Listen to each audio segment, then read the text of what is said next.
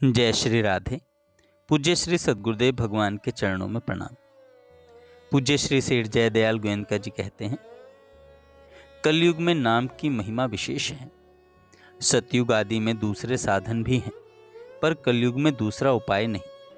श्री चैतन्य महाप्रभु ने कहा है, कलयुग आते ही भगवान ने अपनी पूरी शक्ति अपने नाम में रख दी।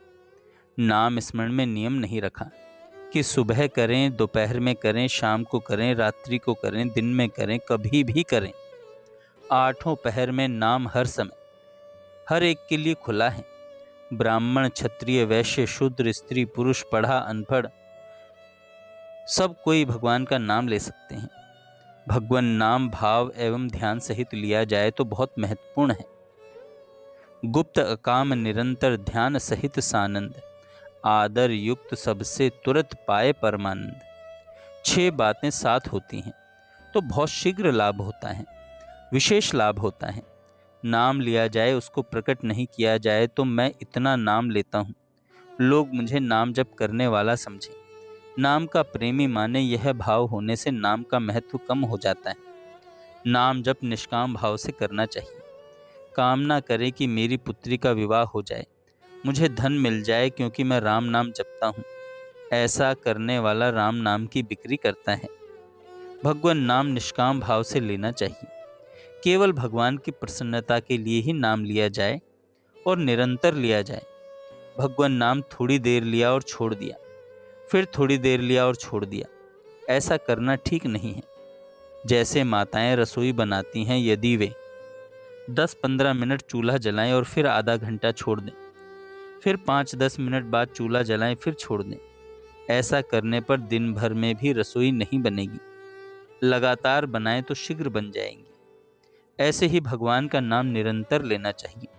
हर समय चलते फिरते, उठते बैठते, खाते पीते, सोते जागते भगवान नाम लेना चाहिए। राम नाम निष्दिन रहे, आठों पहर अखंड, रामदास उस संत का नाम न छोड़े संग।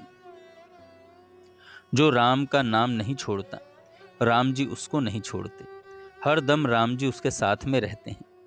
कोई जब तक चेत हो, होश हो, भगवान नाम लेता है। अंत समय में पाषाण काष्ठ की तरह बेहोश हो जाए तो भगवान कहते हैं, उस समय उसको मैं याद करता हूँ।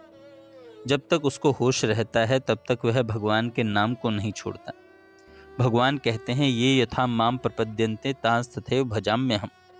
जो भक्त मुझे जिस प्रकार भजते हैं, मैं भी उनको उसी प्रकार भजता हूँ। उसको होश नहीं, उसने होश में भगवान को याद किया, अब बेहोश हो गया। भगवान कभी बेहोश नहीं होते, उसको भगवान मनोवांछित फल देते हैं। भगवान नाम में अनंत शक्ति, अनंत और अपार महिमा है। ऐसा यह भगवान नाम है। फिर कलयुग में विशेष महिमा है। यह वृंदावन धाम है। भगवान के धाम में नाम जप का विशेष लाभ होता है। जैसे खेती करते हैं, जहाँ जमीन बढ़िया होती है वहाँ खेती की अच्छी उपज होती है। ऐसे ही जो तीर्थ स्थान भगवान का स्थल है, यह वृंदावन है। जहाँ भजन किया जाए तो उसका महात्म बहुत विशेष है। यहाँ यदि पाप किया जाए तो उसका बड़ा भयंकर फल होता है। जमीन अच्छी होती है, वहाँ घास, पौधे और कांटे वाले वृक्ष, बबूल आदि में भी बड़े बड़े कांटे होते हैं। यह जमीन तो सबको बल देती है, जो जैसा करे वैसा फल मिलता है। अतः तीर्थों में सदा सावधान होकर रहें। तीर्थ के पाप वज्रलेप हो जाते हैं। तीर्थों में बड़े सावधान होकर भजन करो। ऐसे पवित्र स्थल में भगवान का नाम लेना, भगवान के दर्शन करना और भगवान की कथा सुननी चाहिए। राम ही सुमिरिये गाइए राम ही, संतत सुनई राम गुण ग्राम ही। राम जी की ही बातें सुनता रहे, मत चित्ता मदगत प्राणा। भगवान का ही प्राण हो जाए, भगवान का ही चिंतन होता रहे, एक के ही परायण हो जाए। नाम के परायण हो जाए तो सब काम हो जाएगा। सब काम एक भगवान के नाम से हो जाता है। पढ़ा लिखा नहीं है, कुछ नहीं जानता है, तो भी भगवान नाम से सब कुछ हो जाता है। चारों वेद ढंढोर के अंत कहोगे राम, सो रज्जब पहले कहो इतने में ही काम। रात और दिन भगवान नाम में लग जाएं। यहाँ भगवान की कृपा से भगवान नाम का प्रचार हो रहा है। यहाँ बहुत से भाई बहन भगवान का नाम लेते हैं, गोमुखी लिए भगवान नाम जप करते रहते हैं। यह बड़ा पवित्र स्थल है, यह भगवान की लीला भूमि है, यह बड़ा दिव्य देश है। इस देश में आकर भगवान का भजन करने का विशेष महात्म्य है। कथा का भी बड़ा विशेष महात्म्य है। यह स्थान बल देता है, शक्ति देता है और सामर्थ्य देता है। सज्जनों, जो भगवान का नाम लेता है उसको फिर किसी की परवाह नहीं रहती। बड़े उत्साह से भगवान का नाम लेते रहो। भगवान नाम मीठा लगे, प्यारा लगे। सज्जनों, बहनों, भाइयों, भगवान से मांगो, पर संसार की चीज मांगने की नहीं है, भगवान की बात मांगनी है। हे नाथ, आपका नाम मीठा लगे, आपका नाम रुचिकर लगे। हे नाथ, आपका नाम मीठा लगे, आपका नाम रुचिकर लगे, आपका नाम प्यारा लगे, आपका नाम भूलूं नहीं। सेठ जी कहते हैं, सज्जनों, बहनों, भाइयों, भगवान से मांगो, पर संसार की चीज मांगने की नहीं है, भगवान की बात मांगनी है। भगवान से कहना है, हे नाथ, आपका नाम मीठा लगे, आपका नाम रुचिकर लगे, आपका नाम प्यारा लगे, आपका नाम भूलूं नहीं। हे नाथ, आपके नाम में लग जाऊं। यह मांगने की चीज है, भगवान से और चीज मांगनी ही नहीं है। भगवान से प्रेम मांगो, ज्ञान भी नहीं मांगना है। आपके चिंतन में लग जाएं प्रभु।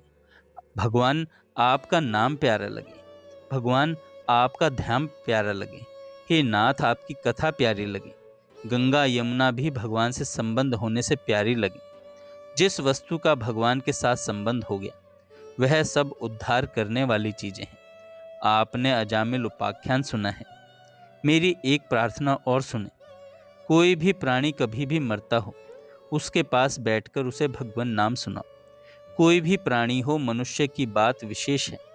छोटा बच्चा मरता हो, बूढ़ा जवान मरता हो, रोगी निरोगी कोई मरता हो, मृत्यु समय में भगवान का नाम सुनाओ। इसका बड़ा भारी महात्म्य है। इसका बड़ा भारी महात्म्य है। उसे भगवान का नाम सुनाने से कल्याण हो जाता है। किसी को एक आदमी जितना भोजन करे उतना ही अन्न मिला और वह किसी भूखे को खिला दे तो कितना महात्मा होता है।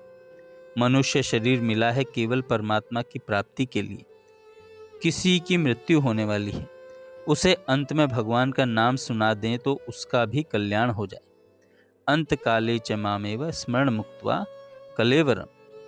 जो पुरुष अंत काल में मुझको ही स्मरण करता हुआ शरीर को त्याग कर जाता है वह मेरे साक्षात स्वरूप को प्राप्त होता है। इसमें कुछ भी संशय नहीं है। हे कुंती पुत्र अर्जुन, यह मनुष्य अंत काल में जिस जिस भी भाव को स्मरण करता हुआ शरीर का त्याग करता है उसको ही प्राप्त होता है, क्योंकि वह सदा उसी भाव से भावित रहता है।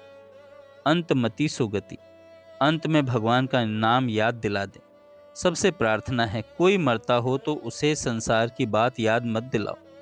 यह लड़का है, यह पोता है, पड़पोता है, दामाद आ गया, ऐसी कोई बात मत करो। बस भगवान का नाम सुनाओ। राम राम राम राम राम राम राम ध्यान देकर सुनो। मनुष्य शरीर परमात्मा की प्राप्ति के लिए मिला है। भगवान कहते हैं, मैंने तुझे मनुष्य शरीर केवल कल्याण के लिए दिया।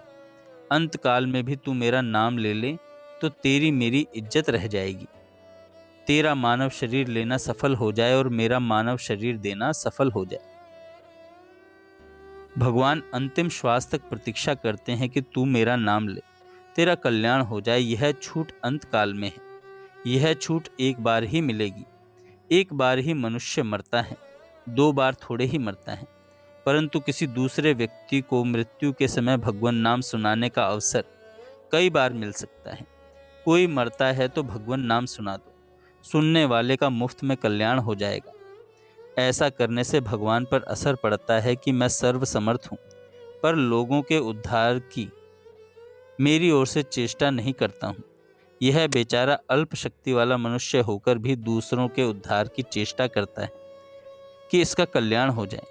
इसको आदर्श मानकर मेरे को भी ऐसा करना चाहिए, पर मैं नहीं करूं तो कम से कम यह चेष्टा करूं कि नाम सुनने वाले का कल्याण कर दूं। भगवान नाम सुनाने वाले की चेष्टा भगवान सिद्ध करते हैं। आपने ख्याल किया, ऐसा करने पर भगवान पर असर पड़ता है कि इसमें सामर्थ्य नहीं है, अंतर्यामी नहीं है, सर्वसमर्थ नहीं, परम दयालु नहीं है, और मैं सर्वसमर्थ हूँ, परम दयालु हूँ, सर्वज्ञ हूँ। यह अल्प शक्ति वाला होते हुए भी दूसरे का कल्याण करने के लिए, उद्धार करने के लिए नाम सुनाता है। यह दूसरे का उद्धार कर दे तो कम से कम इसका उद्धार तो मैं करूं। ऐसा करने पर भगवान पर असर पड़ता है। जय श्री राधे।